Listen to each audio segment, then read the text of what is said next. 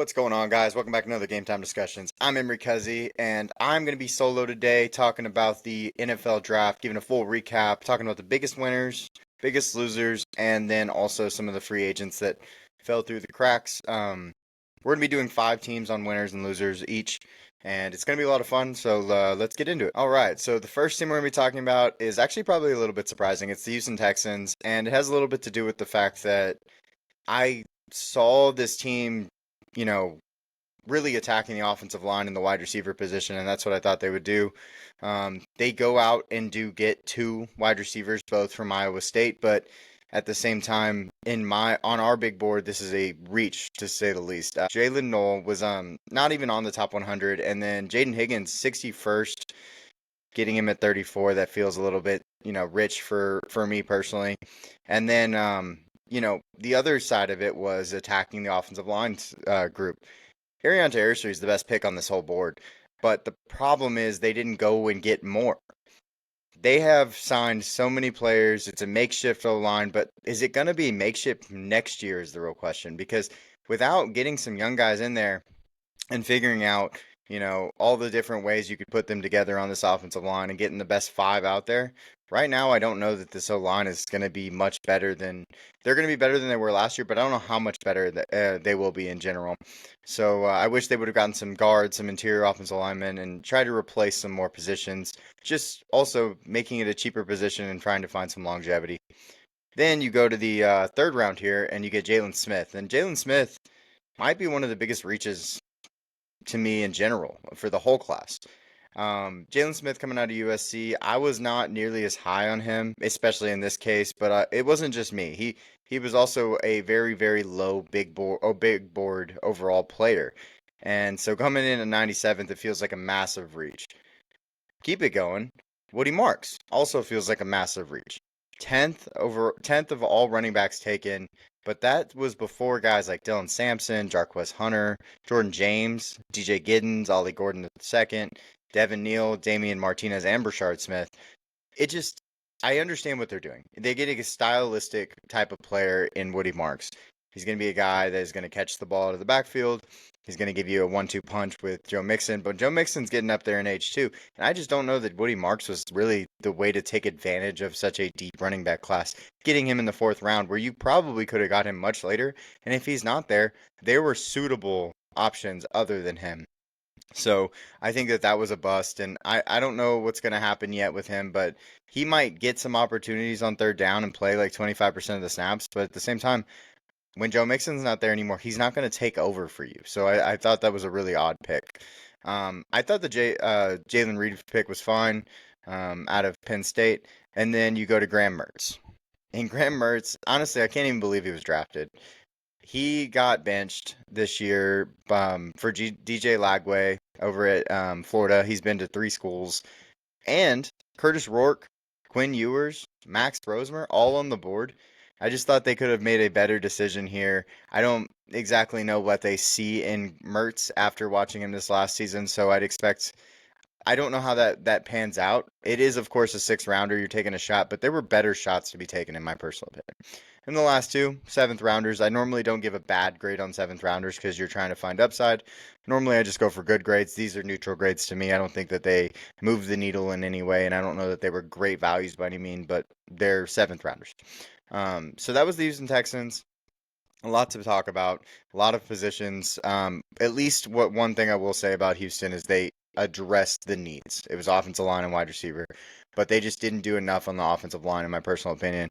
But they do have some, and then also, with the addressing of the wide receivers, they did bring in Christian Kirk to add to that because Tank Dell will be out for the season. So we will see who gets to actually step up between the new guys and then Christian Kirk of the guys that they brought in. And then we're going to go over to the Cincinnati Bengals. The Cincinnati Bengals are on this list because, but based on our big board, the first 2 picks were very, very big reaches. Shamar Stewart had 4.5 sacks over 3 years and 1.5 sacks this last season. I am a big production guy. I believe in it. And it wasn't like so a lot of people want to compare him to Trayvon Walker. Trayvon Walker's production was a little different. He played a lot of 4-eye. It's similar to what we see with like a Mykel Williams. Mykel Williams played 4-eye also. So he actually had more production also than Shamar Stewart. Went a little bit earlier, of course, and the Bengals weren't there to take him. But it's more of the fact that when you're comparing and contrasting guys, you have to kind of understand Shamar Stewart played a position where he was capable of making sacks. He was outside shade of an offensive tackle. Yeah, he played a little bit more of like, I'm ready, I gotta be ready for the run, but he never really pinned his ears back and got after the passer. He got lucky on his one sack came against Bowling Green, and then the other half sack came against DJ Lagway in Florida, where DJ Lagway fell over, and that's why he ended up getting half the sack long after Shamar touched him. The second guy is Demetrius Knight Jr., 90th on our big board, going pretty early. And I was okay with him going in the second round. It's or more so in the third round, but the second round, if you were gonna take a shot, sure, but he's just not my favorite linebacker at his age and all the issues. But then also, it's not like they don't have linebackers. Jermaine Pratt is still kicking. And then they also then added, if you look in the fourth round, Barrett Carter. So adding two linebackers to back up Logan Wilson and Jermaine Pratt, I don't know that that was the biggest need. So need was a big deal for me too in this one because I think they could have addressed some other positions with these picks. They didn't address defensive line, interior defensive line. They didn't address safety, and we talked about how they have some safety issues and some D line issues. Like I wish they would have done a little bit better in those things, but I just don't know drafting two linebackers made that much sense. That's why I think they're a little bit lower. Barrett Carter is a solid guy, but he's a little small, and I thought he had more athleticism last year when he played next to Jeremiah Trotter Jr. That isn't showing up. It didn't show up on film, and so I wish that would have been a little bit better. One of the biggest, the next two guys, and Jalen Rivers, oh sorry, Dylan Fairchild, I thought was also a reach. He wasn't one of our top 10 interior offensive linemen, so kind of pushing that boundary of too high for me.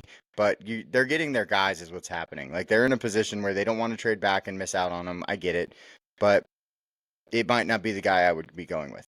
And then if you look at Jalen Rivers, I actually think Jalen Rivers is one of the better picks on this board. Him and Taj Brooks. Jalen Rivers, they needed to address interior offensive line. Jalen Rivers can play tackle or guard. He might be one of the bigger steals of this draft, but after you do so poorly, in my opinion, on value for the first three picks and then the fourth pick repeating a position, I didn't think this moved the needle enough.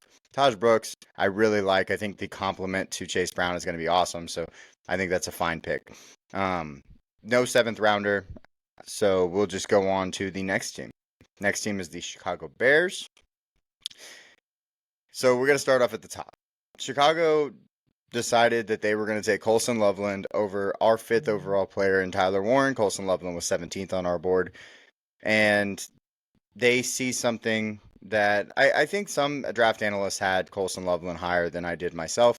But still, Tyler Warren was by far the clear-cut number one tight end in this class. They are different players, so maybe stylistically you take a chance on a guy that has more upside as a separator and a route runner. But at the same time, getting good players, sometimes you overdo it. Me and Cam, my co-host, we talk about the Taco Charlton, Taco versus TJ Watt pick in that draft, and not going TJ Watt because he was a 3-4 outside linebacker, and you ran a 4-4-3, so it wasn't the right scheme fit. Well, now look at it. TJ Watt's a multiple defense player of the year type of guy, so just take good players, and I think that was kind of something that I wish they would have done here.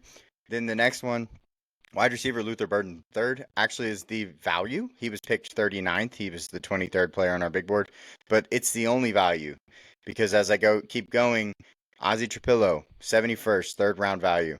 Shamar Turner, third round value. Ruben Hippolyte, the second, expected to be an undrafted free agent going in the fourth round. And he's not the only unrestricted free agent that they picked. Expected undrafted free agent that they picked. Luke Newman is also expected to be an undrafted free agent.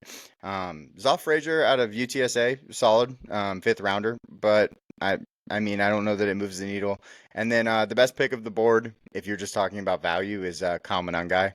Big fan of his. Just so many good running backs in this class. You could just wait till the seventh round, and a lot of teams did to get short guy. Other teams kind of pushed up some running backs, but hey, Kyle Monangai is going to be a good player. I really like his style, so he's fine. Um, and then going over to the next team, it's the Indianapolis Colts. Indianapolis was a team that they did get Tyler Warren, but it wasn't like they did anything to do it. We talked about this a little bit during our broadcast. Was, you know, we saw them miss out on Brock Bowers last year because they weren't willing to move up. Now Tyler Warren, on the other hand, they also weren't willing to move up for, but they got lucky enough for him to fall. So I don't know that I would be like, yeah, Indy did a good job here. I'd be more like, hey, Chicago, you did a bad job. Then you have the edge, JT2 and Maloau. He's 67th on our big board. Found out a reach. Guys that could have gone instead of him: Nick Scorton, Mike Green, Jack Sawyer, who fell way too far. But all three of those guys, I think, are, you know, fine here. And JT's a great player. I'm not saying that. He's got a great floor, but I don't think he'll ever develop any pass rush. And that's my biggest problem is like, you're going to pick a guy in the second round that doesn't have a pass rush upside. It's like, I don't know that I can get behind that in any way. And then the next guy, cornerback Justin Wally out of Minnesota. He's a reach, just an absolute reach. Almost all of the main cornerbacks were off the board, but this was just still way too early. He's probably a 160-ish ranked player, and he goes right at 90. So that's just too high, and or at 80, I mean. So that's just too high. So it's one of those things where you get your guy, but could you have waited to get him and then maybe upgraded in a different spot? If you look at Jalen Travis, he's the next pick. You could have instead of gone Justin Wally in the fourth round and got Charles Grant in the third round, switching the positions and getting a little bit better of a player. But they opted not to do that. Instead, they go Justin Wally. I'm not huge on it, but it's fine. And then going to the next one, it's running back DJ Giddens. He actually, was a guy that made a lot of sense. He is not 151st. I apologize. He is much higher than that on our big board. But that's where he got picked. He got picked 151st. He is 63rd on our big board, and so he's a guy that I really like. He's one top 9 running backs in this class to me, and so you're getting him after some of the other guys have already gone. That Woody Marks and whatnot. So I thought that was a good value. Riley Leonard, Tim Smith, Hunter Waller, all guys that you just hope develop and can become something.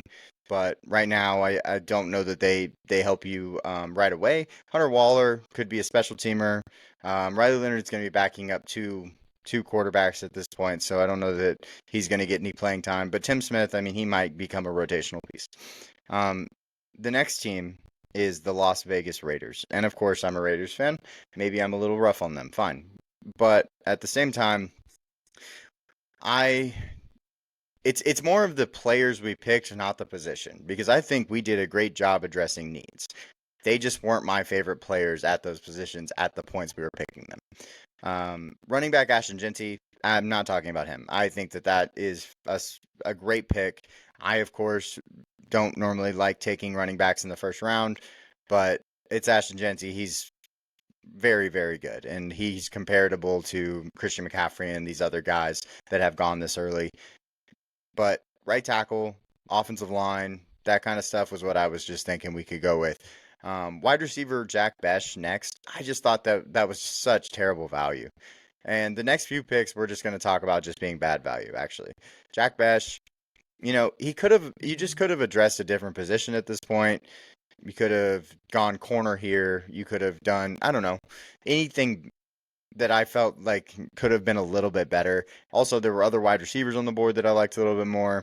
It's just one of those things where I don't see the value because I like the player. It's not that I dislike Jack Bech. I just thought this was way too early to get him. And I thought he was a end of the third round player, maybe with that 34th pick in the third or the 35th pick in the third, and that would have made me feel a little bit better about him. And then the next guy is Darian Porter. He is in our top 100. He was 78th, and he goes, 10 picks earlier than that. But the problem was we needed corner. Don't get me wrong, we need a cornerback. But the problem was Azareye'h Thomas, Savon Revel, both on the board. I would have much rather gone with those guys and gotten, that upside with those guys over Darian Porter, who hasn't even played a full season at corner yet in his career. taking him in the third round based on athleticism, which is something that we did a couple times in this draft. He ran a 4.3 flat at his size. It's really cool to see, but it doesn't mean that he's going to develop. So this is a very boom or bust pick in my opinion. The next ones, you have the back-to-back picks. Caleb Rogers was probably going to move to guard, so I guess we address offensive line there. And interior offensive line is worse than our exterior currently. We do have Colton Miller, who wants a new contract, but the right tackle spot, DJ Glaze did play fine last year. So, yeah, I think Caleb Rogers is going to play inside for us. He's a little bit early. I thought there was other players that we could have gone with if we're going to go O-line, but I don't hate the pick, and I think his athleticism's fine. Then you have Charles Grant, who I thought, he was a little bit higher on our board than where he got picked. Cool. I think that that's fine. It's just very boom or bust, and he will need to sit, and he cannot play right away. So if you think he's the predecessor to a Colton Miller, sure. I just don't know that he's that guy, and I have a lot more reservations on him than I think some others do. But we will see because he is so raw that it's really hard to predict at this point in time. And then we get into where I was getting a little bit annoyed with our team. Dante Thornton Jr. I was not a happy camper when Dante Thornton Jr. got picked. So many other good wide receivers, and I mean it, like Jalen Royals, Alec Iomaner, Torrey Horton, all guys that I would have just loved in this spot, especially because we already got Jack Bash. Like you basically what we did was we took a floor player in Jack Bash who's going to be solid, good hands, going to get a lot of targets if he does play because we don't have anybody else. So fine. But Dante Thornton, it's like, okay, we're just going boom or bust on this pick no matter what. 22nd ranked wide receiver by us, 15th drafted. I thought it was just too early. Could have got him in the 6th round. I would have been a lot more comfortable with it. The next guy, defensive lineman Tonka Hemingway. He got picked before Joshua Farmer. Tonka Hemingway didn't even make our omissions list. It's one of those things where I'm just like, whoo, come on, guys, come on. But then we did address it again. We did take JJ Pegues, defensive lineman / fullback. He might play fullback for us a little bit. So that'll be interesting. I thought that was a fun pick. Tommy Mellott, who was a quarterback at Montana State, moving over to wide receiver. They're trying to do the Edelman shift, basically, from quarterback to wide receiver. And then Cam Miller, North Dakota State quarterback, and linebacker Cody Lindenberg. I thought the Lindenberg pick was fine, but we just have a type. We took Tommy Eichenberg last year too. So we have a type when it comes to that. Only going one defensive back I thought was interesting. We do need to upgrade that. And so I guess that was interesting. And then 2 wide receivers I was lower on based on value. I wish they could have done a little bit better on that. All boom or bust draft in my personal opinion. You have Darian Porter, who played a whole not even a whole year yet in his career. Thornton Jr., who is a big play upside type of player, ran very fast, very big, but isn't very nuanced in his route running and things like that. Charles Grant, who is coming from the FCS, not strong enough yet, needs time. He's very raw. JJ Pegues, who I don't even know what we're going to do with him, so he's definitely a boom or bust player in my opinion. And then Tommy Mellott, we're completely moving him from his original position. So there's a lot of things I guess I disliked with this, and I think a lot of people are a little bit higher on it. But if you only look, a lot of people just look at the first 3 rounds, and that's what they base it off of. Like, this is a 7-round thing, and we have a lot of issues, in my personal opinion, in this draft. So here are the 5 weakest overall drafts. They're not the worst. I mean, we have time to see. Of course, like some of these guys, like I said, the Raiders took boom or bust players. Like some of them might pan out, some of them might not. So if they do all pan out, I mean, obviously I'm going to be wrong on that. But let's go over to the strongest overall drafts, starting off with the Arizona Cardinals. I'm going to be honest, there's going to be a couple teams on here and you're going to be like, oh, of course, because they got the best, draft pick based on falling. Well, Arizona gets Walter Nolan, who was our 9th overall player, was actually my pick in the What Would We Do mock draft when I got the opportunity to draft for the Arizona Cardinals. Biggest need was defensive line, in my opinion, because they had so many injuries. They brought in some guys, don't get me wrong, but a lot of them are on 1 year deals or older, like Calais Campbell. So this is what I really wanted, was to give them a defensive lineman. They get Walter Nolan. I think it makes a ton of sense. Dustin will be really happy. Dustin is a Texas A&M Aggie fan and an Arizona Cardinal fan. Walter Nolan was the #1 overall player that got pulled from high school that went to Texas A&M. So very good lineage there for them. And then Will Johnson. I was so sad. We were 1 pick away. The Raiders were 1 pick away from getting Will Johnson at 48, and he goes 47 to the Arizona Cardinals. And Arizona gets a steal here. This guy should not have been on the board. I don't necessarily know what medicals came back that pushed him down so far, but he's our cornerback 1. And it's a knee. I know it's a knee, but I don't know how bad it is or what really is coming up, because he was actually injured with a foot injury, an ankle injury during the season. So I'm not sure, and a hamstring. So I'm not sure what this really is. And we haven't gotten enough reports, but hopefully we'll get something good back soon. Absolute steal, guys. It's value. It's absolute value. It's crazy. The next guy is Jordan Birch, and we had him 42nd on our big board, and he goes 78th. Another value pick. Another value pick. Look at him go.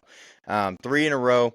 I will also say, when I put out the perfect team to player picks, Jordan Birch was my favorite team to player pick for the Arizona Cardinals, and I think it just makes so much sense. So adding Jordan Birch, who can not only play with his hand in the dirt, but also could rush off the edge, gets into that, you know, rotation with all those other guys that they brought in, Josh Sweat, and some of the guys that were there, Zaven Collins, BJ Ojolari. This is the type of like pick I really like. Next, Cody Simon, linebacker. Let's just talk about the 2 Ohio State players together, Cody Simon and Denzel Burke. I think Cody Simon stylistically fits this team. He's going to be try to be a 10 tackle type of guy, but I think he lacks some athleticism, but he goes in the 4th round. I don't really hate that. Denzel Burke, another guy who was much higher coming into the season and falls into the fifth round. I think if you're just like, hey, if you can get what Denzel Burke was in 2023 out of him, you're going to be really happy with this player. Hayden Conner out of Texas, underrated interior offensive lineman pick, in my opinion. It's really a late pick, right before the 7th round. I mean, if you can get guys that you think might be able to start for your team that late, especially in the interior offensive line, I think it's a really solid pick, and I think that Hayden Conner has some upside to do that. And then my favorite pick of the entire 7th round possibly was Kitten Crawford out of Nevada. Upside, upside, upside. Possible he could play nickel, some of that stuff, but even more so, he's your like next big special teamer. He's going to be on all the special teams. He's going to play all 4, and I think that that's important when you just kind of think about what kind of players you want in your locker room. Effort guys like this. That was why I really liked it, because 7th rounders, like I said, you're just trying to take dart shots on players, and this is one that I thought made a lot of sense. So I just think the overall value of this draft is why it has to be on the strongest list. And they address 2 of the biggest needs with some of our actual top players. Like, their needs were offensive line, which I didn't think they did a very good job of addressing, but it was offensive tackle, right tackle. Jonah Williams is a 2026 unrestricted free agent. So there's other ways to address that, I guess. But defensive line and cornerback were my biggest 2 needs for them. Well, they went with 2 cornerbacks and then an interior defensive lineman and an edge. I think that they did exactly what I would have wanted them to do. And they also got value on all of those players based on our big board. So this is like knocking it out the park for sure. And then let's go over to the next team. Baltimore Ravens. Baltimore also has two guys truly fall to them. They have a ton of picks in this draft. This was a deeper draft, so it made a lot of sense to kind of get those 6 rounders later on and try to, find some better players. But starting at the top, Malachi Starks, it's a value. It's an absolute value because he was 16th on our board. He could have been a top 10 player on boards, especially coming into the season he was, and based on his 2023 film. The safety tandem of Malachi Starks and Kyle Hamilton is just insane. Like, just, it blows my mind that you can just sit back and just wait. And, like, the Eagles did, and they moved up a little bit, but the Eagles, they waited all the way till 31 to get their guy, who was a faller. Baltimore did it. Like getting good players at the end of the first round is just like waiting for everybody else to mess up, and they just keep doing it. And that's why they keep staying so good. And this is one of those picks. The next one, Edge Mike Green. He's an absolute value. Also, he was 12th on our board.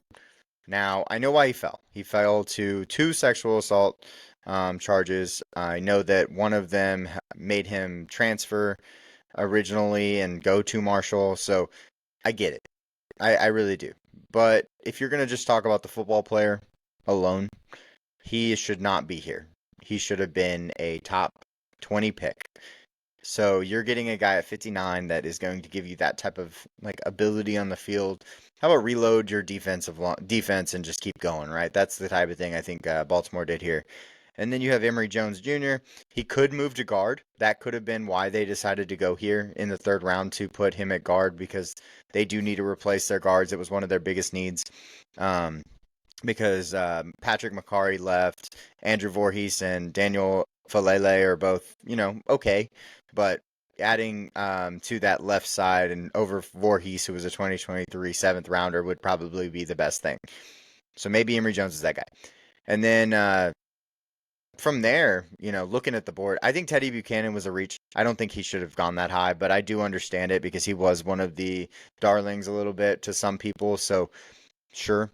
Carson Vincent is one of the guys that I was really excited about. Alabama A&M Carson Vincent. He was a standout at the Senior Bowl. One of my favorite guys from small schools at the Senior Bowl, along with like a Gray Zabel and, Toledo's Darius Alexander, right? This guy did really well also. So I thought that was a good pick for them in the fifth round. Like, I thought that was great value. All right, and then talking about the sixth round picks, let's just kind of group some of these guys together. You start with the cornerbacks, Bilal Cohn out of Western Michigan, and Robert Longerbeam out of Rutgers. So Bilal Cohn will play outside corner for them. He's just another piece to their madness. They did say that corner was one of their bigger positions when you looked at other people's boards, but I don't know that I thought that. I thought that TJ Tampa might step up, but Cohn add into that rotation. We'll see what he can do. Now Robert Longerbeam is actually going to play nickel for them. He was one of my favorite combine players this year. We actually had him on the combine show, and he is a absolute blazer. 5'11", 175 or 180, but he's a stingy type of player. I actually really liked him. I thought the Raiders could have got him late, which would have been really cool. He was one of my favorite guys to kind of watch for day 3. Then they get a kicker, and I know Dustin will appreciate this. Kicker's going Tyler Loop. Tyler Loop, is just probably the predecessor to a possible Justin Tucker, but we don't know the situation with Justin Tucker, so maybe they have some, obviously they have more recollection and understanding of where Justin Tucker is. Tyler Loop could be the guy that's just like being built up. Then you get LeJohntay Webster out of Colorado, the wide receiver. I thought he was actually one of the better out of the 3 receivers that Colorado was putting out this year. I think he was the best in my personal opinion with his speed, on-field speed. He can play in the slot. He's mostly a slot, and I think that he just kind of adds a little extra juice, especially in the 6th round. That for a team that doesn't ever use their wide receivers anyways, I don't think it's a bad pick just having a guy that can come in and give you a little juice. Then you have Anais Peebles, one of our favorite guys on this show. So, look, I keep talking about guys. All these guys I kind of like, like for where they're getting picked, it's awesome. Anais Peebles should not be here in my personal opinion. I think he's a late 4th rounder, early 5th rounder. And so this is a big value in my personal opinion. Loved this value. And I love his pass rush upside. I know that, he's probably just a true 3 technique, but he can come in on certain downs and give you that pass rush. He's older, but he's ready to play. So I think he's a really good player, and I think he was a steal at this point. And then Garrett Dellinger from LSU, just another interior offensive lineman to try to fix that left guard and right guard spots. So we will see if they can do that. And I just think Baltimore just keeps getting better on defense. Just looking at this, you have safety Malachi Starks, edge Mike Green. You have both corners. You get Anais Peebles. The value on day 1 and day 3 is just crazy. in my personal opinion. And then they took the shots on both floor and ceiling players, which is also something I think is really important when you're, picking in the draft. So let's go to the next one. Another team that just keeps getting better, or slightly worse, but, you know, second place, not first, right? That's the Kansas City Chiefs. They get one of my favorite players in the whole draft. They actually move back and get a fifth rounder from moving one spot with the Philadelphia Eagles to get Josh Simmons. And he was our sixth player on our board. He is the best offensive tackle in this class. My favorite, one of my favorite guys, and I'm gonna keep betting on him. I know other people are finally like, yeah, he's the best tackle if he's healthy. Like, well, let's rank him there. He's sixth on our board because he deserves it. Um, so that's why he's here. Defensive line, next up, Omar Norman Lott, a tad bit of a reach because he was 75th on our board. He got picked 63rd. But at the same time, I do like what he offers for this team. I do think it's a reach, though, in general. Edge, Ashton Gelati, I think that's absolutely a reach. This is where we get into it right here between Ashton Gelati and Noel Williams. I think both of these guys are considered personally reaches. I just think they're closer to the middle 150 maybe. But it didn't matter because Kansas City decided to take our 59th player, 83rd player, and 91st player in the fourth, fifth, and seventh round. So basically making up for that, getting Josh Simmons, loved that, and then getting Jalen Royals, who I just can't believe fell this far. He's explosive. His game is kind of reminds me of Jamar Chase. Not that good, but like that style. And I couldn't believe he fell. Then they move back with that fifth round pick and they move up from their 11 spots after they traded with Philly to get Jeffrey Bossa, who we have 83rd on our board. That was 156th, so that's a double right there, moving up there to get him. And then Brashard Smith, 91st on our board, 228th pick overall. I think that was a big move for them. I thought that was really good. So I think all of these guys did really well fourth, basically just day three. They did really well day three and day one, but the middle was a little bit dicey. But I still think they had one of the best drafts overall for any team. Let's go to the New York Giants. The New York Football Giants, guys. They were able to do a lot of really good. First off, getting our number one overall player at third. Um, Abdul Carter's pretty special, and we really liked him. So uh, that is not considered a steal, I guess, but it's kind of feels like a steal considering you get the best player in the draft to us. Then they move back into the first round and get Jackson Dart. It might have been a little expensive, but at the same time, you're getting the quarterback of the future. And I think that even if you're going to say, hey, like Jackson Dart's 55th on your board and they got him at 25th, well, it's the quarterback position, and you have to take more risks at the quarterback position. We said that with Shadur when we thought he was going in the first round. We said that with Jackson Dart when we thought he was going in the first round. It's just you take more risks. All of the guys are always going to be if you're just making a prospect list and you're like true big board, Jackson Dart will never be in the top 30. But most of the time you take quarterbacks a lot higher than where they're at on a big board. Next up, you have Darius Alexander, which is absolute steal. He was 65th picked, 45th on our big board. I think he offers a lot, and I can't believe he was here. There were some teams I thought that could have taken him, that should have taken him personally, but they didn't, so he's a steal for sure. Next up, Cam Skattebo, running back out of Arizona State. 60th on our big board, 105th pick. Another one. Big steal. But running back is interesting because they actually are the opposite of quarterback. They fall a little bit compared to where their big board ranking is, especially in a deep class like this when most people think they can get them a little bit later. Next, you have offensive lineman Marcus Bowe, and I can't believe he was here. This is one of the ones where I was a little bit shocked because he's 154th pick, he's 68th on our big board. A lot of people liked him. Even Daniel Jeremiah had him in his top 50 at times. So the fact that he fell this far, there must have been some other kind of concern with him. But I still, at the end of the day, they needed to fix some of their O-line. They got this guy to do it. Darius Alexander helps fix their D-line. Well, their interior defensive line next to Dexter Lawrence. Abdul Carter, freak.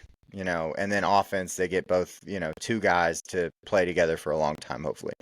And then Thomas Fedome, the second and Corey Black, just a couple of seventh rounders in my opinion. That Corey Black's probably going to be a special teamer. Fadone's going to be the fifth tight end on this team, so not really going to move the needle for me. Basically, is how I look at those two.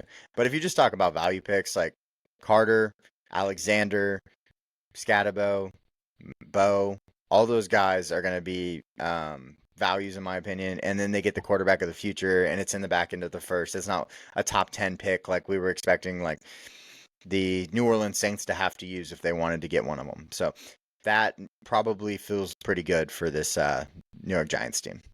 And then we're going to go across, not too far,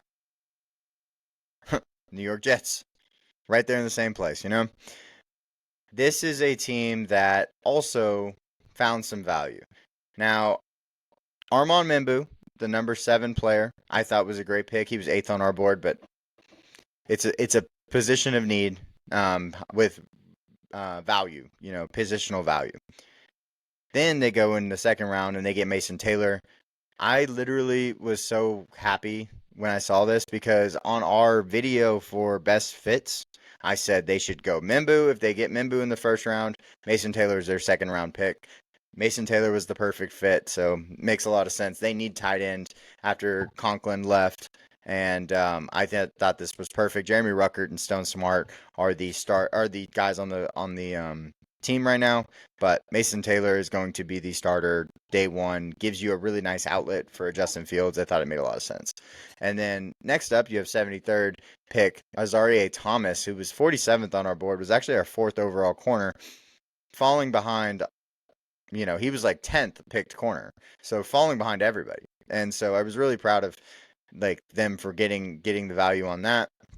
Wide receiver Arian Smith, just a speedster, not really gonna move. I'm not super excited, but it's the 4th round. There were other guys on the board, like I've said before: Jalen Royals, Alec Iomaner, Torrey Horton. All those guys probably were a better pick in my opinion in this spot, but that one I'm gonna pass because they got value on other spots. They've got 4 value picks in my personal opinion.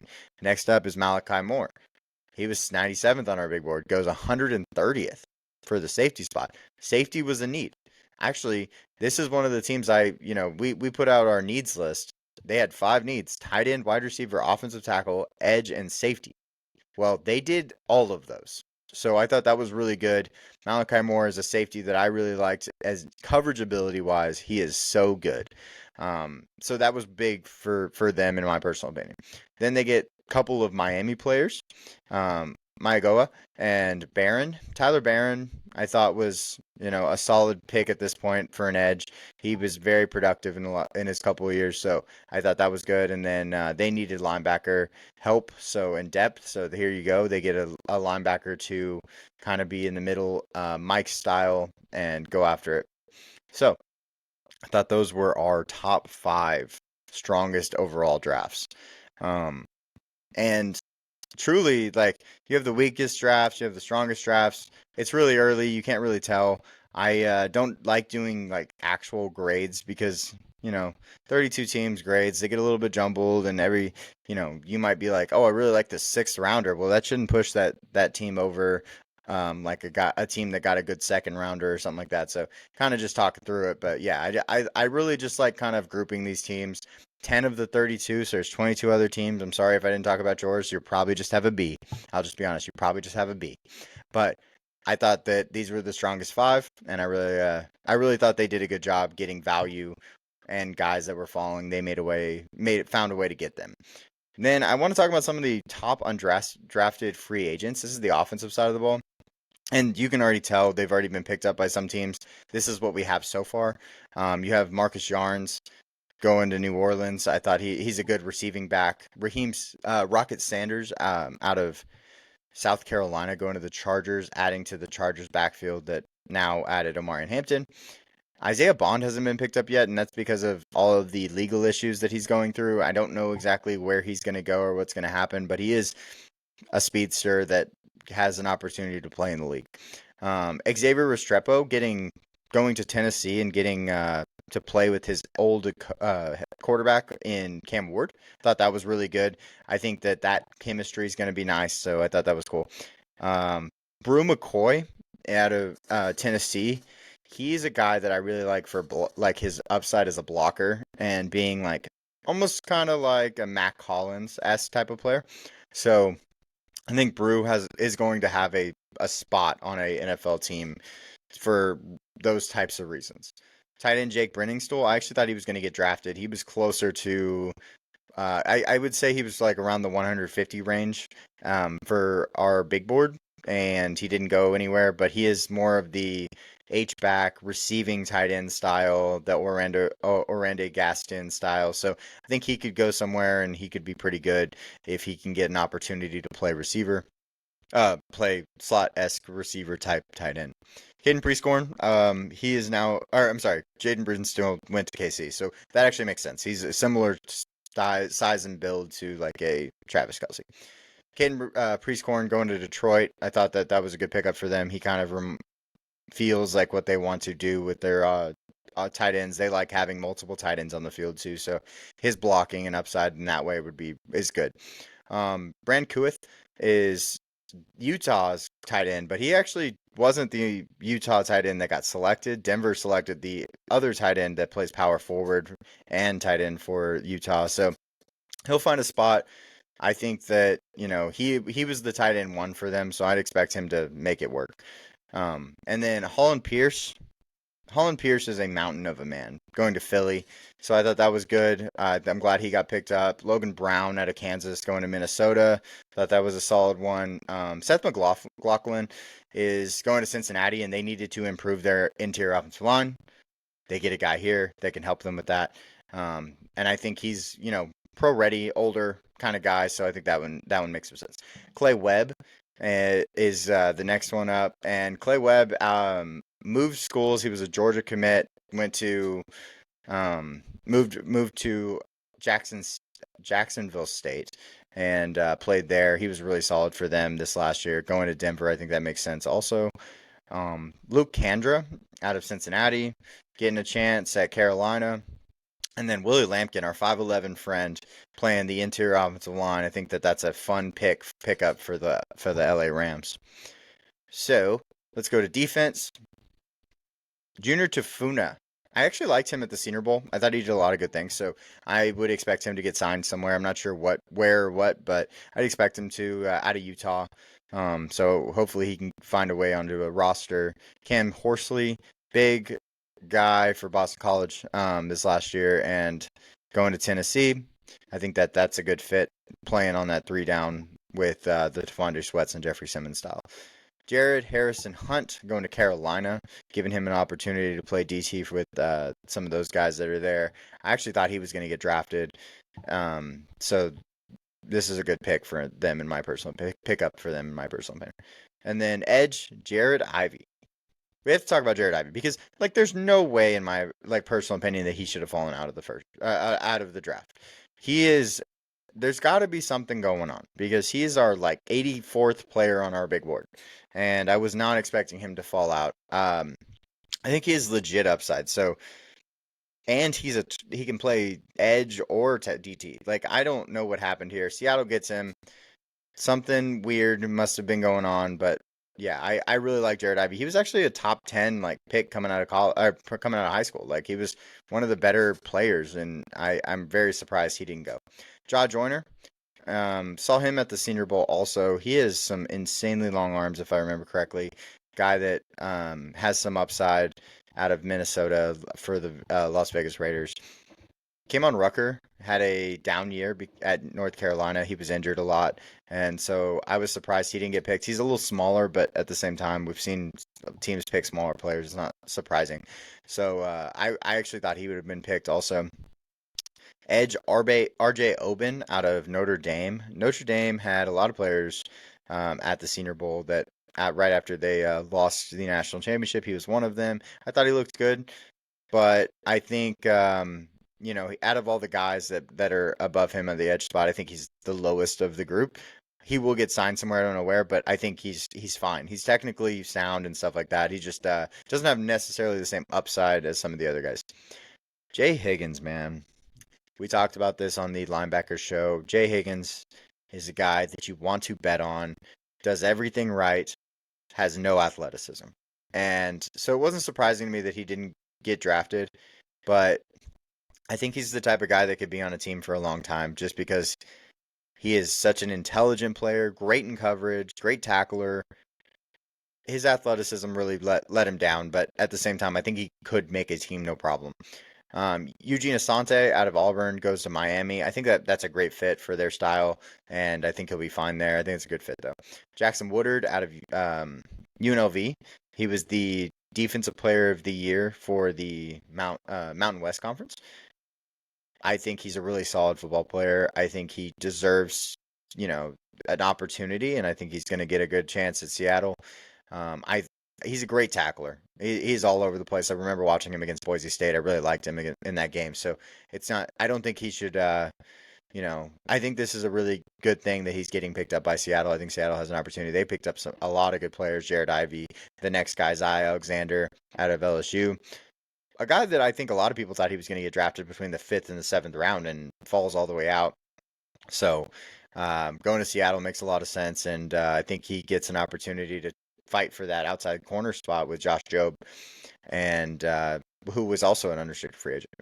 Kobe Bryant going to Atlanta. Now, Kobe Bryant, man, he was not very happy. He said he posted and he was pissed off, and I get it because he's a stud and did not probably deserve to fall out of the first round, but here he is.